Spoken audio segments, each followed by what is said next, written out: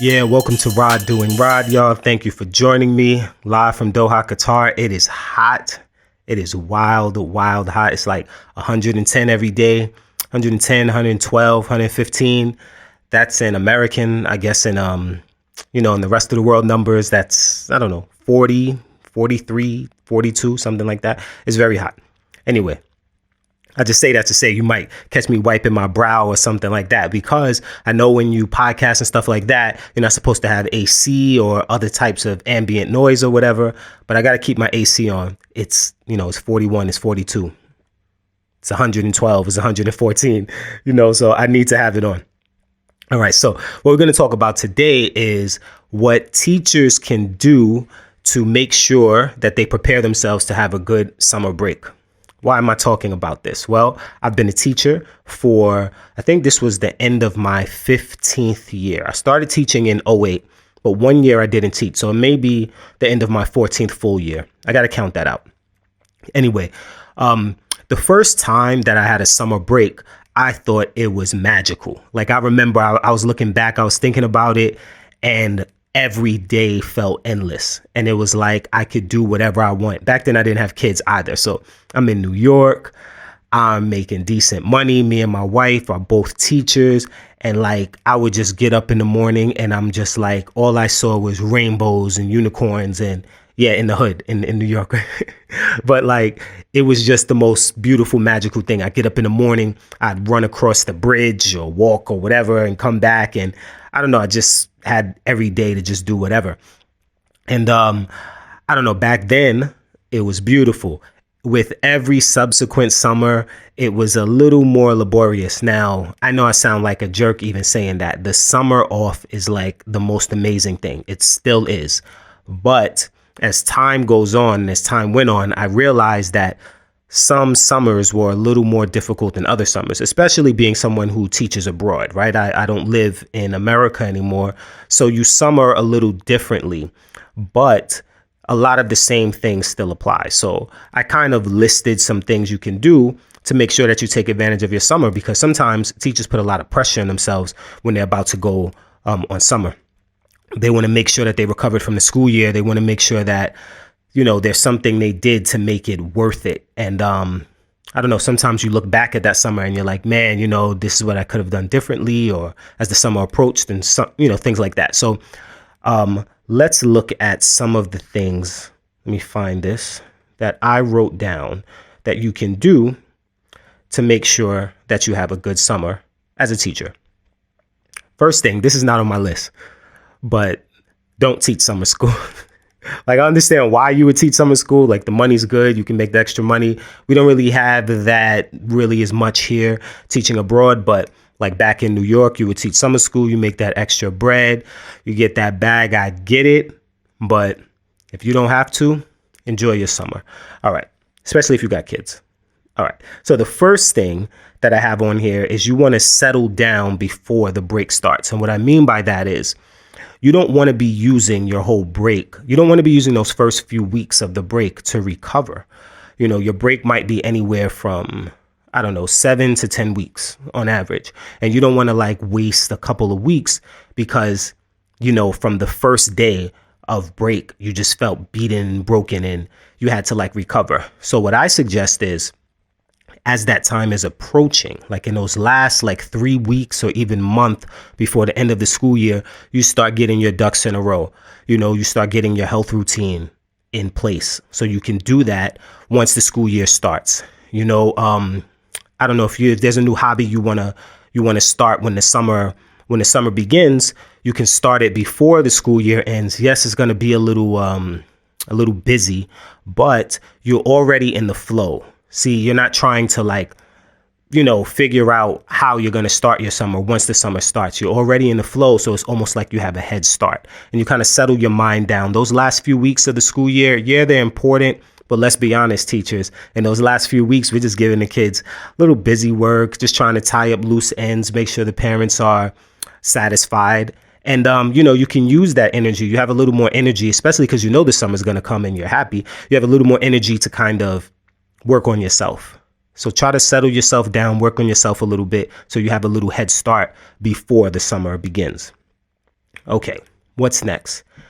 Congratulate yourself for completing the school year, because a school year is like, it's a marathon, but it's also a sprint or a series of sprints, right? It's like, we know it's long, but it's like short at the same time. Like, you look back at the beginning of the school year and you're, what? I can't believe, it's here already, the end of the school year. And, when you're looking back at September or August, whenever you start. And we have those sprints, to each break, to report season, to whatever you do in your school. We do similar things in all around the world. And for a lot of that time, in between breaks, and when I say a break, I mean, it could be an actual official break that the school has, or just a break that you need to take. And it's a sprint. You're going really hard, doing everything you have to do until you get to that break. And then you rest. It's like, go hard, go hard, go hard, go hard, rest. Okay, that break is over. Now it's time to go hard again. Sprint, sprint, sprint. Now here's winter break. Okay, you rest, you come back to school, sprint, sprint, sprint. Now here's spring break.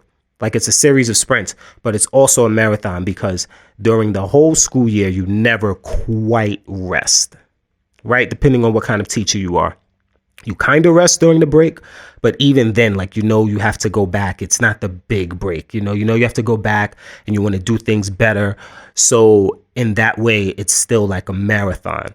So you need to congratulate yourself. I don't care how you felt that year went, what went wrong, what went right, what went wrong. You completed another school year, and that is a freaking accomplishment, no matter where you teach, no matter what you teach, no matter how you teach.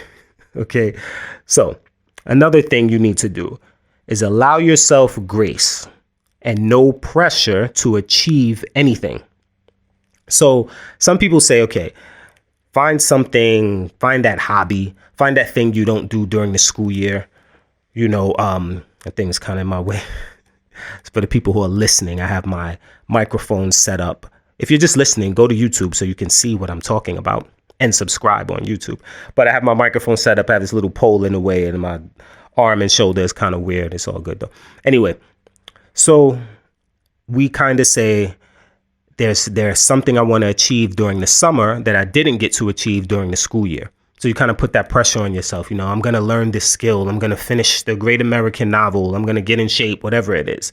And you kind of put pressure on yourself to make sure you do that within those 7 or 8 weeks. But you might be one of those people who have to recover for the first 2 or 3 weeks. So really, because you completed those sprints and that marathon, you need to allow yourself some grace and kindness, and don't put any pressure on yourself to achieve anything. You achieved something that a lot of people didn't and couldn't over those 10 months.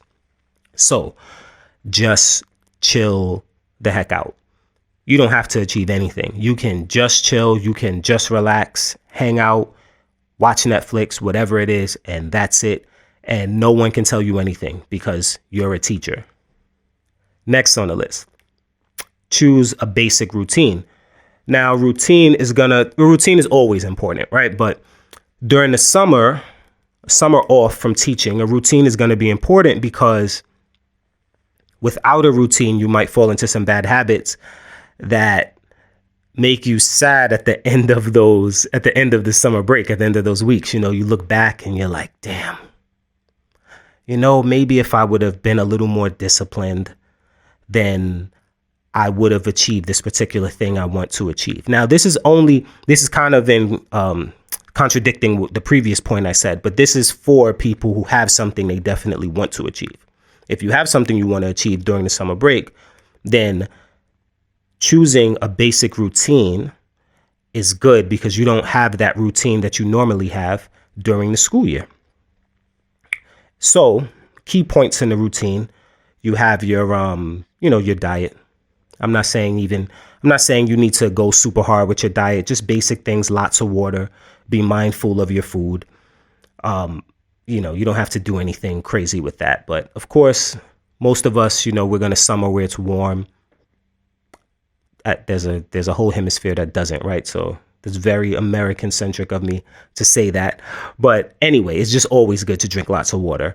And just be mindful of what you're eating. Make sure it's doing good things for you. It's helping you instead of harming you. And your enjoyment, and just think about, whether it's helping you enjoy your life or whether your consumption, and that's food, beverages, all of those things. If it's helping you enjoy your life or it's inhibiting you. So just keep that in mind. Have a sleep schedule that allows you a softer start than you have during the school year. And what that means is, you don't have to get up the same time. One of the perks is we can get up later, but you now have a soft start. So even if you are getting up at the same time, just knowing that you don't have to rush on your way to work and deal with what the school throws at you as soon as you get to work gives you a soft start. We all deserve a soft start. And, a soft start that allows for sunlight, a positive morning, some kind of restoration. Get out there, get some sunlight, 10 to 30 minutes. It's, I don't know. That's what Andrew Huberman says. I buy it. I do it. It helps, I think. Some movement that you can do consistently.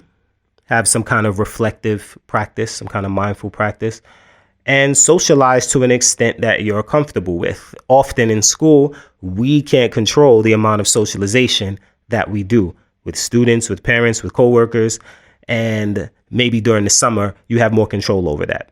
So choose a basic routine and try to stick to it if you have a goal that you want to achieve during the summer break. Next, go somewhere. Now, when I say go somewhere, I'm not saying you have to travel as far as another country, okay? But if you can, if you have the means, and if you have the will, and if you have the desire, by all means, go visit another country.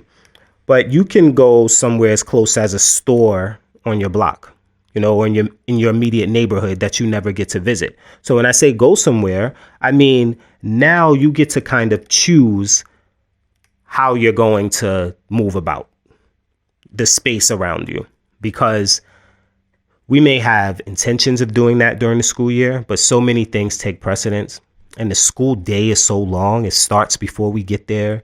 We do work, of course. We take our work home. We do work after we leave the school. We don't really get to see the things around us. You may not even notice a new building, that goes up in your neighborhood. Who lives around you? Who are your neighbors? Things like that. So if you can travel, if you can look around, check out things that are around you, be present in different spaces that you are not present in because your mind is kind of not yours during the school year, then try to do that during the summer. It could be a bookstore, something you never get to visit in your neighborhood, or you haven't in a long time, or person even. Self-care. Self-care is something that will, really help you to take advantage of your summer. I was talking to this teacher. I saw this teacher one day, a coworker, and I said to her, "Oh, your hair, it's nice. You colored it." I always notice when people color their hair because I like to color my hair and I think colored hair is cool. So it's just one of the things that I notice a lot. And I said, "Oh, you colored your hair?" And she said, "No, I just tried." She literally said, "I just tried." And it just made me think, I'm like, Dad, we go through the school year and sometimes it's all we can do to just show up, and a lot of the times we don't get there to the hair, to the nails, to the skin, to these kinds of things and other avenues of self-care. And during the summer, you can hopefully take some time to do these things, to try more often, because like I said, your time is yours. Mentally, your mind is, because, let me just talk about that really quick. When I'm saying your mind and your time is yours, you may have free time during the school year, but like I talked to my wife about, she's a principal, during the school year, it's like your mind mentally, it's not yours. You always feel like you have to have answers. You always have responsibilities. Being a teacher is a very responsible job. People expect you, parents, students, and colleagues, they expect you to be responsible for a lot of different things. It's not one of those things where you can shirk responsibility. You are where the buck stops. And that's tiring. It's mentally tiring.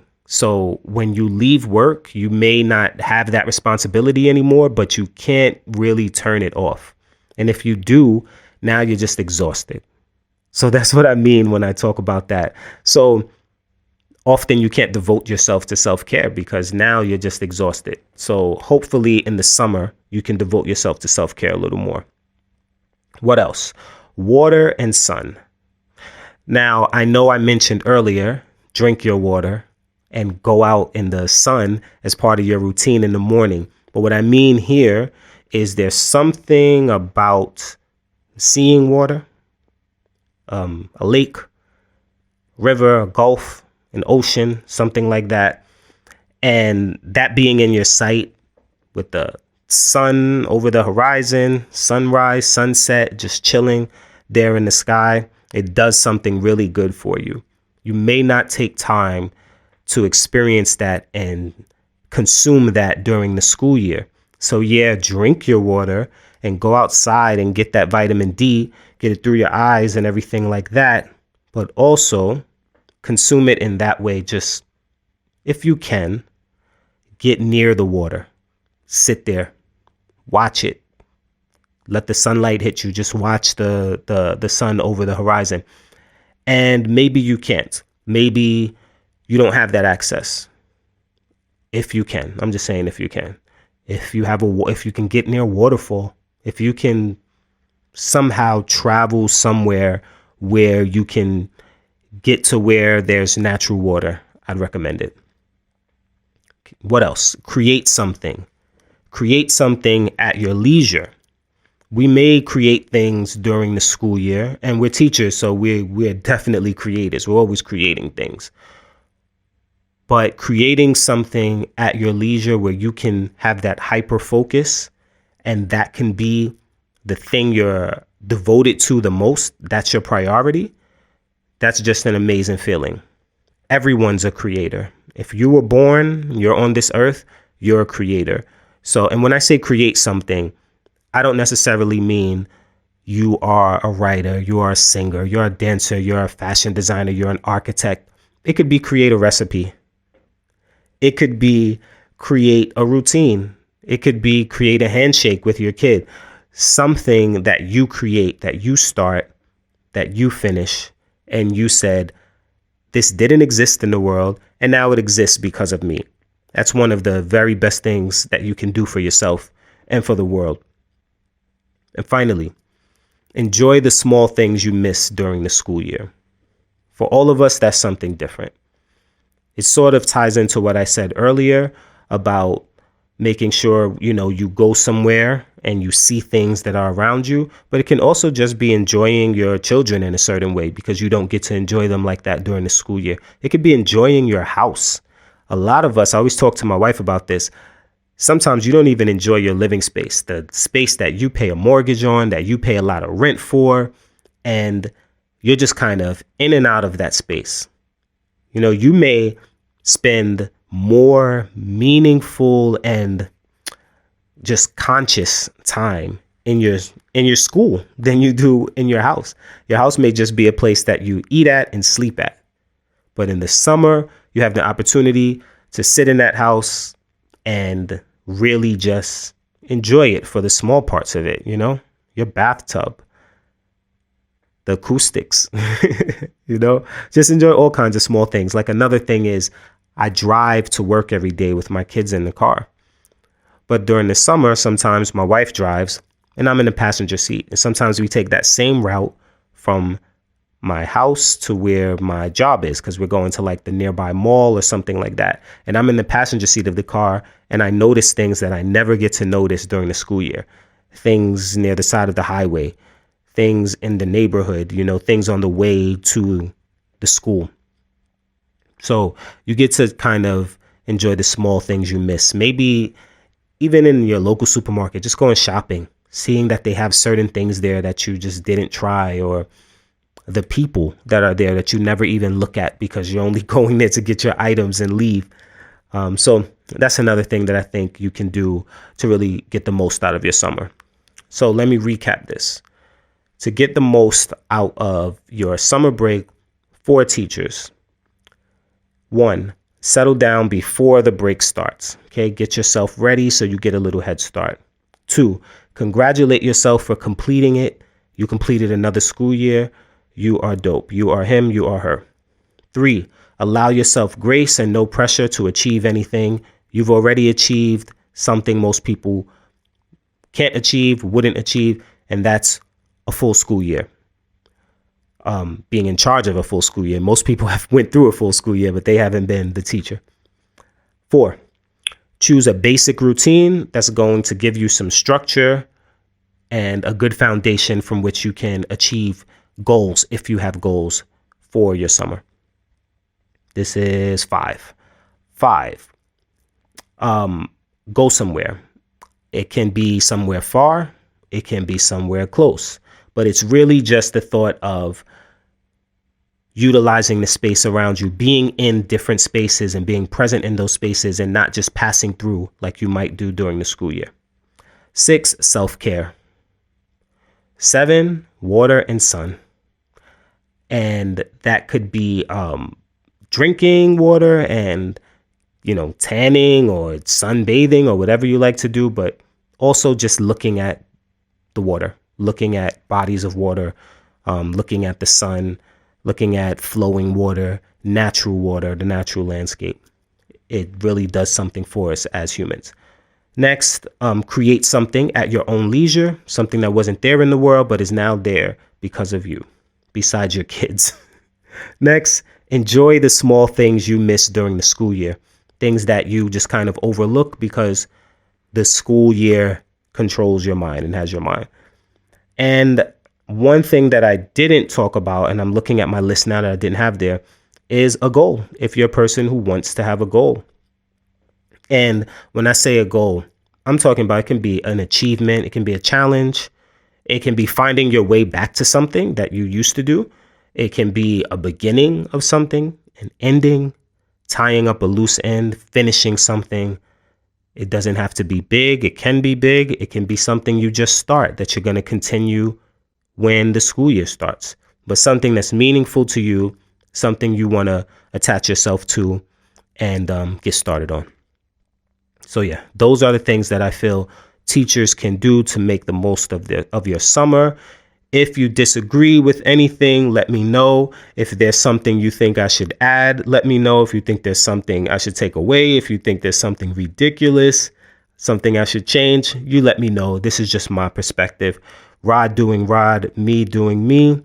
Make sure you check me out on Spotify and on YouTube, not only for podcasting, but also for all kinds of other content. I do little videos and stuff with my kids. We made a little movie. We do all kinds of content. And you can check me out on Instagram. And it's all under Rod Doing Rod. On Instagram, it's at Rod_doing_Rod. And on YouTube, it's at Rod Doing Rod. So yeah, mess with me, man. I'm doing all kinds of content. Like I said, I'm a teacher, but also I'm a hip hop fanatic. I'm a pro wrestling nerd. I'm into just a whole lot of other things. So we're going to get into a whole lot of other things, like I said. Anyway, cheers. You guys take it easy. Rod Doing Rod. Peace. That's good.